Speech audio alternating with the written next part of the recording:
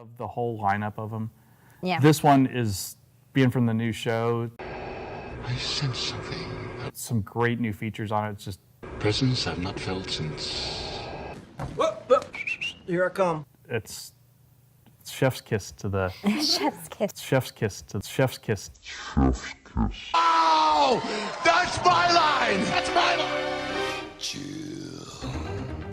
Hello there, gang, and welcome to another episode of Displaying Model Behaviour, the Earth's mightiest action figure video podcast. So take off your pants, crack a beer, and let's talk toys. Let's talk about the nerdy news that you need to know about. It's the only news that matters. It's good news, and it's kind of Star Wars heavy with a few little other things just peppered in for flavour. I've got a bit of an amuse-bouche for you. I just started watching Hannibal, and now I'm just constantly thinking about food preparation and that kind of gourmet artistry. Have you guys seen Hannibal? They've completely passed me by. What a badass show. But anyway, we're here to talk about action figures, because you know on this channel, they always come first. Or sometimes not at all. So let's talk about them. First of all, the Star Wars Hasbro Pulse livestream reveals. Now, as there is always the case with these, it's a huge amount of stuff that they spoke about, revealed, showed off, so I'm going to apply my note reading abilities here because I can't just rattle this all off of memory. So let's start off with the first one, which was the vintage box set. And this is kind of a creative, unique thing. I kind of dig what they're doing here. So this is a 6-pack of the original first ever wave of Star Wars figures. And I'm surprised they haven't done this before. I don't think they have. Have they? I kind of like this. It doesn't get more retro than that. These were the original, was it 1977 that they came out? Or 77, 78? The first ever Star Wars figures, and you can have recreations of them in this set. It's fun and quirky. It's obviously not like, oh my god, look at the sculpting and the paintwork. That's not why they're making these. These are just to have this wonderful symbol of like, what came first? What kick-started everything afterwards? So kudos, Hasbro. I think this is a really fun idea, and these are going to be up for pre-order from the Disney Store. I think they're Disney Store exclusives. Again, if you care enough to want to buy these, you probably know more than I do. I just like talking about them, but I'm more of a big picture kind of guy. You know, I'm more of a blue sky thinking kind of person. I need you to talk about the nitty-gritties and the details, says the guy literally hosting a news show about details. I'm bad at this, but hopefully you enjoy talking about Star Wars, because I know I do. So yeah, included in this box set, first of all, of course, you've got Luke Skywalker with the wonderful lightsaber that extends from his arm. Then you've got a Stormtrooper as well, because you've got to have a Stormtrooper in any set. Then there's Darth Vader with his wonderful, awful, plastic Macintosh kind of cape, which was the style at the time. Then you got Princess Leia, of course, and then finally rounding them out, you have Han Solo, everyone's favorite from the first movie. Come on, stop me if I'm wrong. And then Chewbacca as well. So a great set of the iconic characters and faces and looks from the first ever Star Wars movie. Yeah, just talking about it, that kind of makes me feel all nostalgic. I really like the look of this set. Then they revealed in the Black series Leia in her Ewok village outfit, and this is kind of fun, but also, did they lose the rights to Carrie Fisher's likeness or something? I can't see Carrie Fisher in this figure. I don't know, maybe it's just the pictures or the angles, or maybe I'm suddenly suffering from face blindness, I don't know, but I just don't think it looks that much like Carrie Fisher. Or maybe it's because in Star Wars, her Ewok village look, like, that was a really unique look for Leia. Like, she never looked like that in any other scenes or costumes, so maybe my brain is just not used to seeing her in that guise. But I just can't see Carrie Fisher in that action figure. But what I will say is that actually the costume itself, the detailing and what they've put on there, the sculpt and the work, it looks really nice. It looks really pretty. So I'm sure that if you have a few Ewoks, you've got a bit of an Ewok village kind of display going on, she's going to look really, really great there. I'm trying to think, is this what she wore at the end of Jedi? When Luke's looking at the Force ghosts and she's like, hey, come on, let's go back to the party. And Luke's like, yeah, but who's that guy there with Obi Wan and Yoda? She's like, it's not important. It's not important. But he's a young kid. Who? What? Shh, let's just go. We've finished a perfect trilogy, Luke. Let's never do anything else, because this was perfect. I'm pretty sure that's what she said to him. Then we've got what is going to be a big money spinner for Hasbro, I think. The Cantina Band. They're doing it. They're doing the do. I don't want that to be a screen grab. They're doing the Cantina Band. And they've got a few different ones that you can buy to make up this set. So first of all, let me read this off. We got Fergrin Dan, who comes with 3 versions of flutes. Then also, we've got Nalan Cheel, who comes with drum sets and a seat and bagpipes with alternate hands.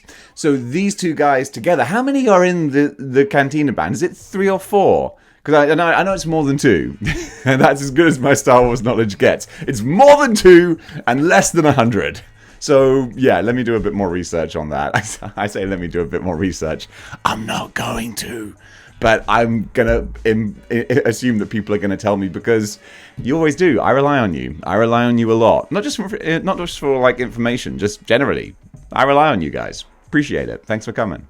Then we have the Clone Wars Clone Trooper from Season 7, the 187th Battalion, who is a Walgreens exclusive. Y'all know me. I ain't a big Clone Wars guy. It's another Clone Trooper. He's marginally different from many other Clone Troopers. So if you like your Clone Troopers, it's another one for you. Then we got the whole Clone Wars Troop Builder Pack, which is the Clone Trooper L and 3 base Clone Troopers. Again, if I had infinite money and infinite space and infinite monkeys writing on infinite typewriters, I would write Shakespeare and also have a gigantic clone army collection, because why not? But since for me, like, these are just clone troopers, I love the concept of army building, especially with all the G.I. Joe stuff coming out, but just for Star Wars clone troopers, like, nah, that's not too exciting. But I know for a lot of folks, that is exciting, and for you guys, I'm happy for you.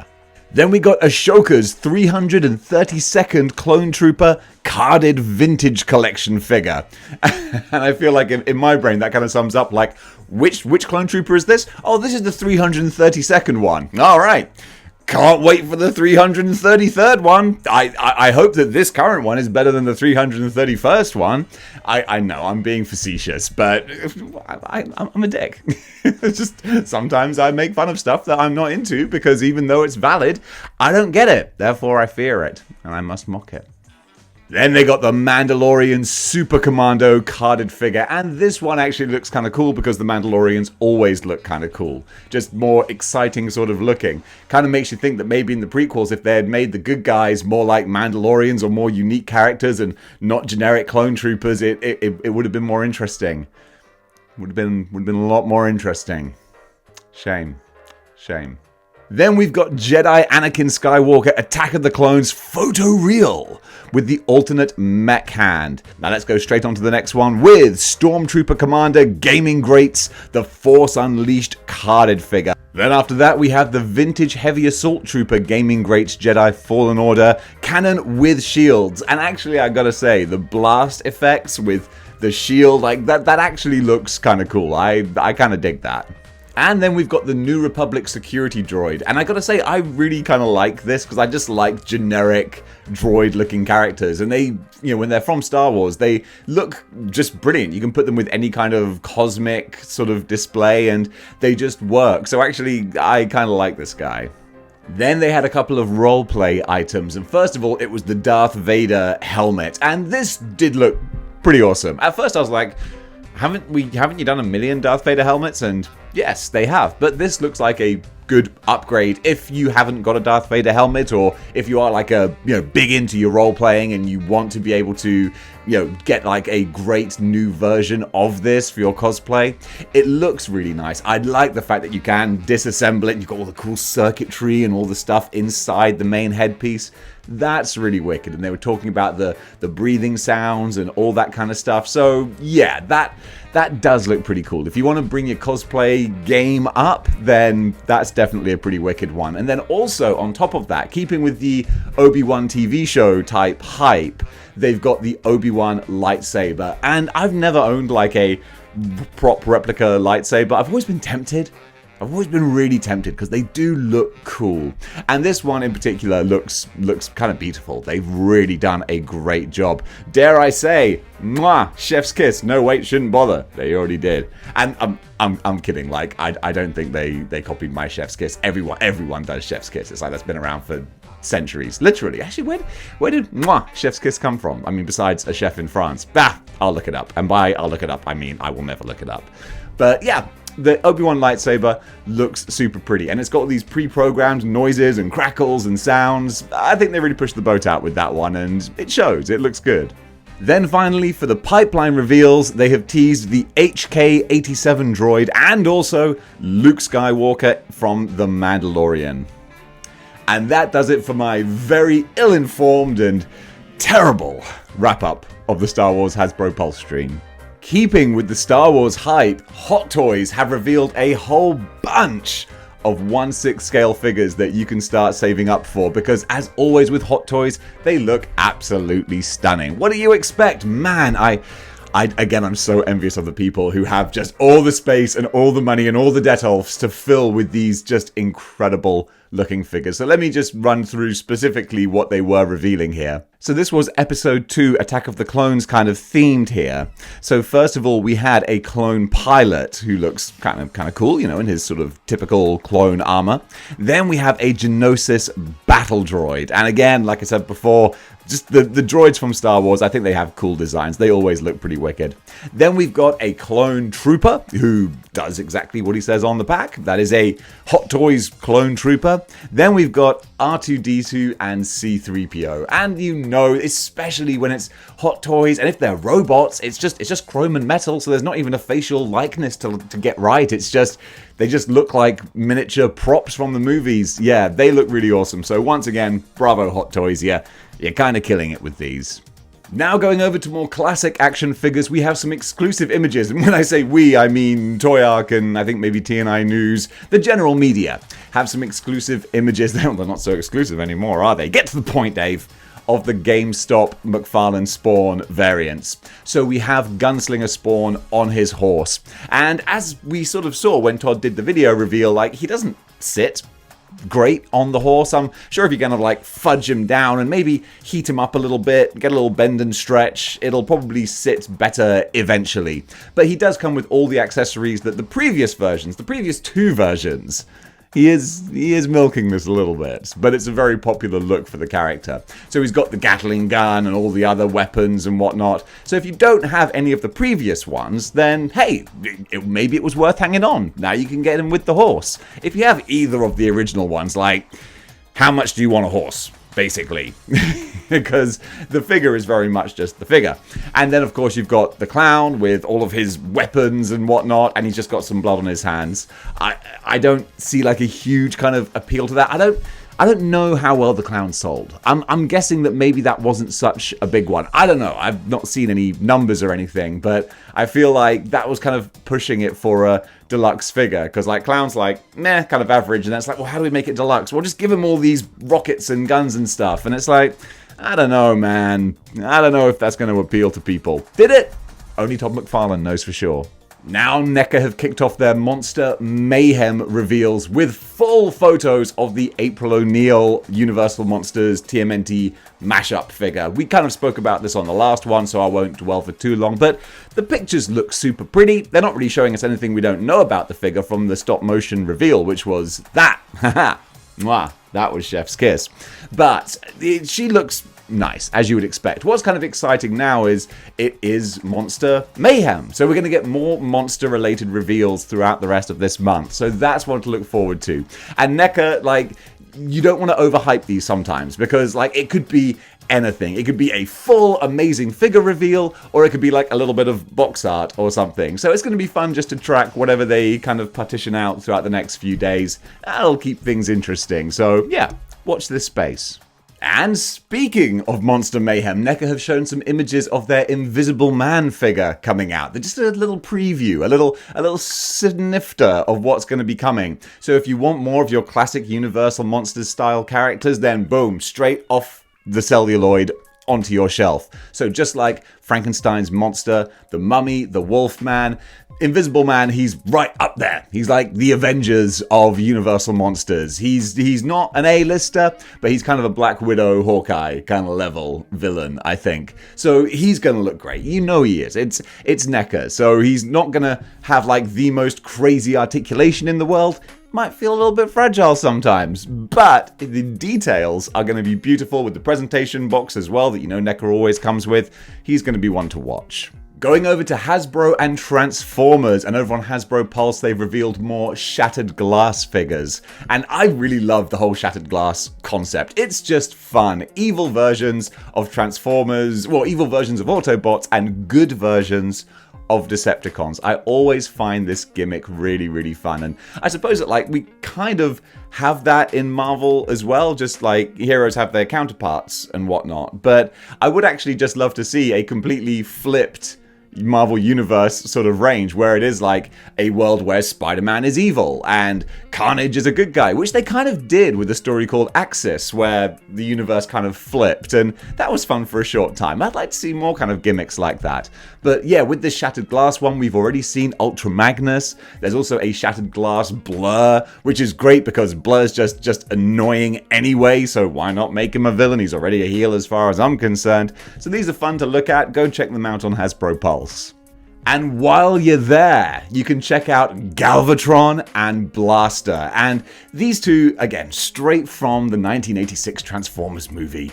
And I just love that. Blaster is fun. Talking about good and evil versions of characters, Blaster is like, you know, good guy Soundwave, essentially, with his own cassette tapes and all that kind of thing. It was such a fun gimmick to have that in the 80s. So Blaster, he looks pretty wicked. And then Galvatron, one of my favorite villains. I will rip open Ultra Magnus and every other Autobot until the Matrix is found. Leonard Nimoy, man, he killed it. He didn't have to go as hard as he did with Galvatron, but he did, and we're all so grateful for it. And then the next series of the cartoon started, and they just absolutely destroyed the character. It's like, why? You had such a badass villain. Why did you turn him into a comedy idiot Cobra Commander type? Ah, the 80s. But this looks really wicked with the Matrix and all that jazz. Again, I don't collect Transformers, but I appreciate nice looking ones, and that's a really nice looking one. Diamond Select have shown a Doctor Strange, very vintage looking PVC statue that they're releasing through the Disney store. And this isn't something I'm going to dwell on too much. I just thought the base of the statue looked super pretty with all the spirits and the ghosts and the goblins and whatnot rising up beneath him where he's levitating. Something like that for the Marvel Legends Strange, that would look really, really wicked. So yeah, like a PVC Diamond Select statue, that's way outside my wheelhouse of interest. It doesn't really do anything for me, but I just like the idea. So I wanted to show you a picture of it because it's kind of pretty. Speaking of kind of pretty, Mattel's Masters of the Universe 40th Anniversary He-Man figure is up for pre-order, and he looks really pretty. So he's released in the third quarter of this year, but more interestingly is the fact that he's only retailing for about $22 to $24, like just what the regular sort of standalone action figure price is. And it sounds kind of silly to report that as news, but to me it is news. I was like, wait a minute, a sort of special edition 40th anniversary iconic looking He-Man, they're going to be charging silly money for that. No, just like a regular action figure. And that's actually a news story now. It's like, what's the top news story? Well, a company is charging a regular price for a regular action figure. Well, that's worth reporting on to me. It definitely qualifies as good news. I'm tempted because I think that like this might low-key be one of the best action figures of the year. Not in like, oh, this is the best paint job or the best sculpting, but just like for the price, for what it is, for how it looks, for how it's presented. It's always the overall package. You know, like sometimes you can have a way more expensive action figure, but is it great? Well, no, because it's overpriced for what it is, whereas this is just the right price for what they're offering, and for that, you might just get my money. Now, a company that is expensive, but also you tend to get your money's worth, is 5K Toys. And 5K is kind of like, from what I understand, I'm still learning, they are like the distributor of other manufacturers that's kind of under the 5K sort of brand of labeling. I think that's how it goes. So either way, they have shown preview images of their upcoming Orc figure. So if you want a 1/12 scale Orc that is like big. So even though he's 1/12, he is a big monster-looking orc. That looks wicked. This upcoming creature that they're going to be putting together, the amount of like tribal chief type details going on with this orc figure, this is one to watch. So hopefully we're going to see more detailed, more complete looking images coming out soon. I'll be reporting on them as soon as I see them, because this is one that I want to keep a close eye on. I love my Warhammer type fantasy kind of characters. This guy looks kind of beautiful.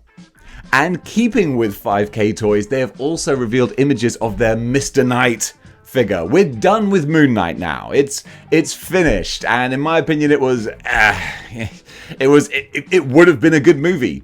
It would have been a good 2-hour movie, not a 6-hour or whatever it was miniseries. There wasn't enough there. There's just too much eye rolling. Get to the point. Just can we move on? Can we keep the story going? I don't want another boring chase scene. It doesn't do anything for me. Give me some... Anyway, I'm getting off track. The figure, it looks really pretty. The actual cloth suit and whatnot. 5K are doing a great job. Very Mezco-ish, but with their own little sort of style as well. And of course, has the incredible looking Khonshu head as well. Will we get a Khonshu Marvel Legend? Maybe. He would make a good Build-A-Figure, but that's something that we can just spitball for now. Whereas this is a reality. So when there's more information released about it, I'll let you know. Going back over to Neca and their movie TMNT line, we are getting the classic Secret of the Ooze Shredder. This really caught my attention because I like the look of this character. Just the original 1990 Shredder in the red kind of version, that was cool. That was a great introduction to Shredder. And then for the sequel, they just went, well, how can we sell a new version of the toy? Let's just zhuzh him up a bit. And that's what they did. They gave him a purple color makeover. They made his helmet more spiky with more details on there. So it's that great kind of transition between the 90s Shredder and the monster Super Shredder. You got this middle one here. And being Neca, of course, he comes with all these different accessories. He's got the mutated flowers and his weapons, and it looks like a really fun figure. I'm guessing probably going to be about that $40 kind of price point like he always is, or like the Neca figures always are. But he looks really, really fun. So if you have Tokka and Raza as well, then come on, this just makes perfect sense. They're really going hard on Secret of the Ooze. I can't help but think they probably won't for TMNT 3, but who knows? Maybe we might get some Neca Samurai Turtles. Time will tell. But certainly, they're really mining everything they can from Secret of the Ooze, and people seem to be lapping it up. So yeah, more power to them. Going over to good old Marvel Legends now. If you want to pick up some classic old Black Panther figures, then there are new versions out there for you that you can pre-order. I feel like it's a bit sort of random. I mean, Wakanda Forever is quite a long way off. I'm just wondering, like, why? Why this now? It just seems a bit unusual. I'm not knocking it. I'm not having a go. I was just sort of surprised, like, oh, we're re-releasing Black Panther figures. Well, why not? But I mean, they look pretty. They do. And also, I got no problem with this. All right, like I'm not mad. Because why would I be?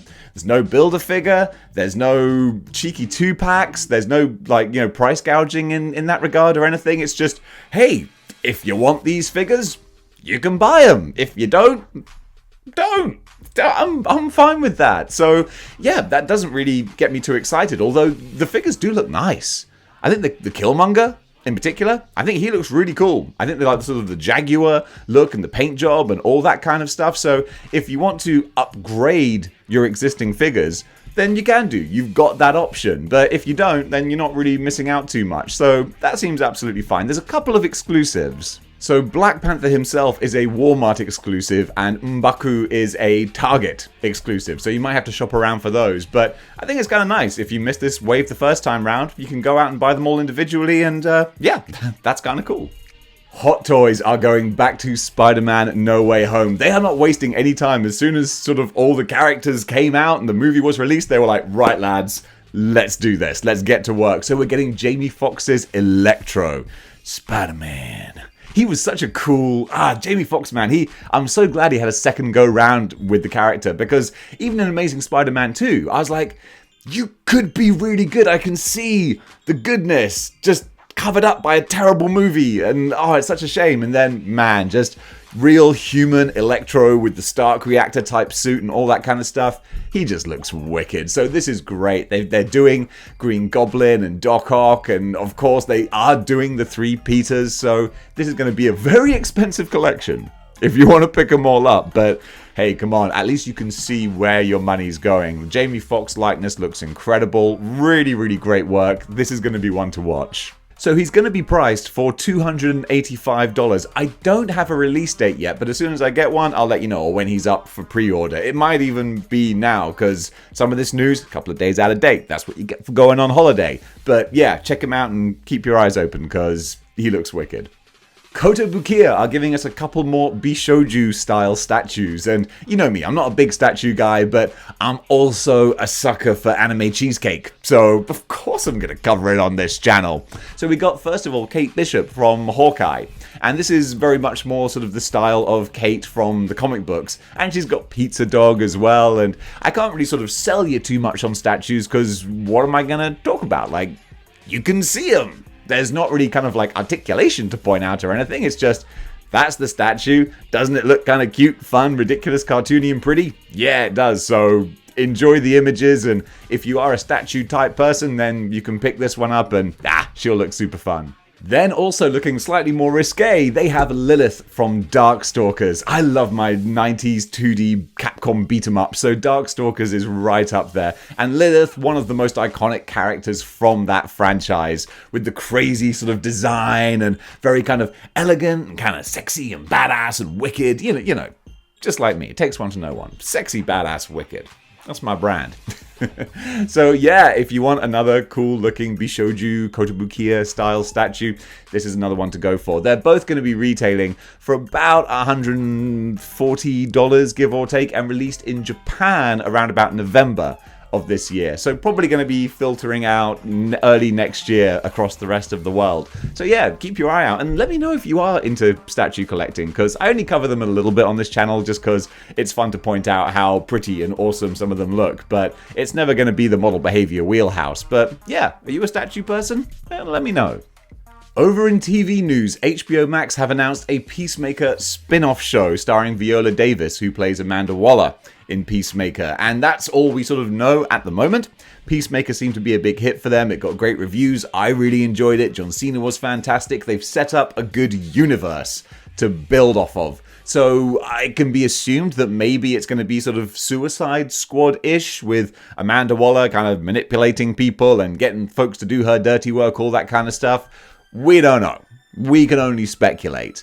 But Peacemaker was a good time, and hopefully if they keep the same kind of format, style, idea, and sense of fun and silliness, but with just enough seriousness to keep you invested, we could be onto a good thing. Over in video game news, there's a fun little game trailer I saw called Save Room, in which they've basically gamified the inventory menu from Resident Evil. So Resident Evil 4 is apparently what it's kind of based on, although I'm sure that there are lots of other game menus and inventories that are very, very similar.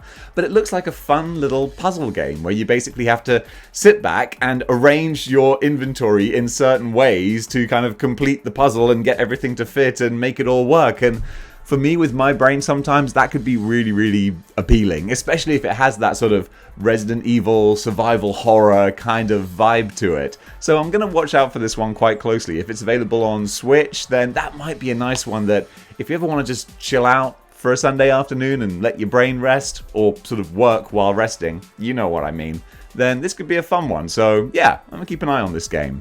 And over in movie news, a trailer has been released for the Weird Al Yankovic movie with Daniel Radcliffe from Harry Potter, which is not really fair to even say from Harry Potter anymore. He's done literally decades of work since Harry Potter, or at least 2 decades of work. But we'll always associate him with Harry Potter. But you know, he's great. So he is playing Weird Al Yankovic, everyone's favorite accordion playing song maestro.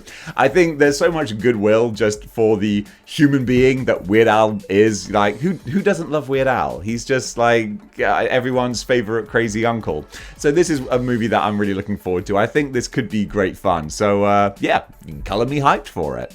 Sticking with upcoming TV shows, Paramount Plus are doing a new series of Jackass. This is kind of fun. Jackass Forever was a big hit in the cinemas, and it was always kind of open as to whether or not we're going to see more, because they introduced new Jackass people to kind of take the reins, because let's face it, God bless them, the original cast are kind of broken from what they were doing before.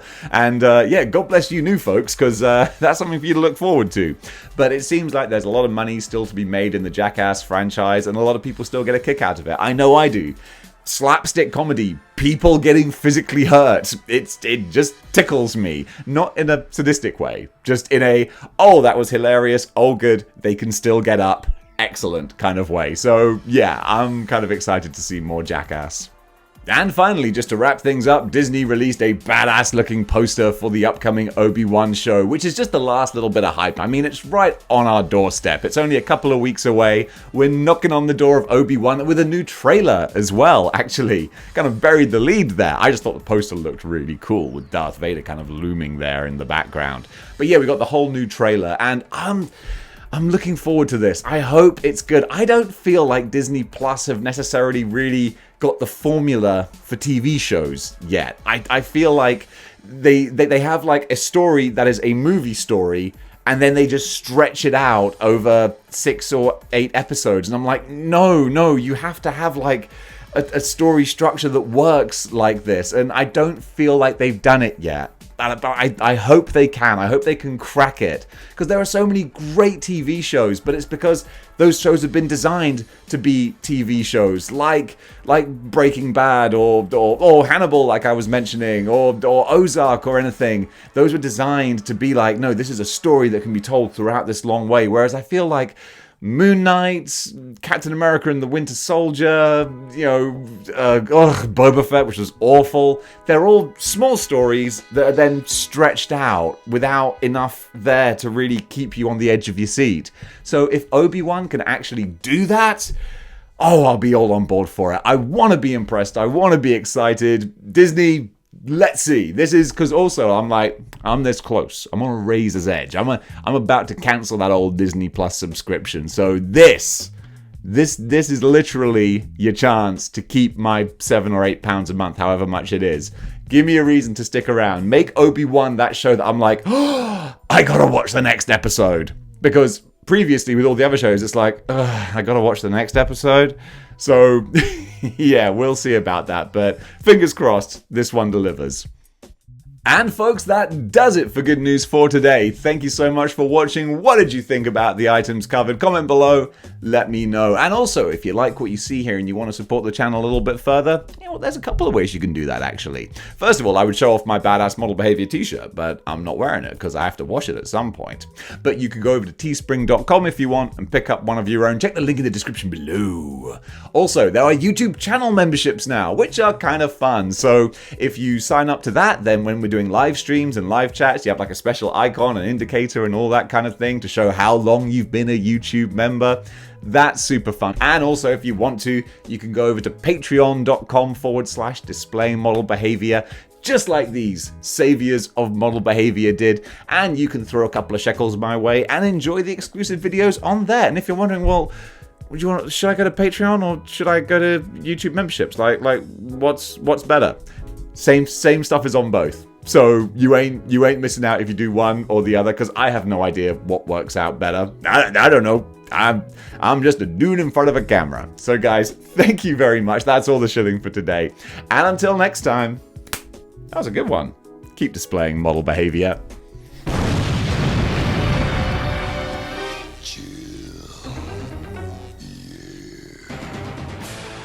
Bit unusual. I'm not knocking it. I'm not having a go at all. But yeah, I was just sort of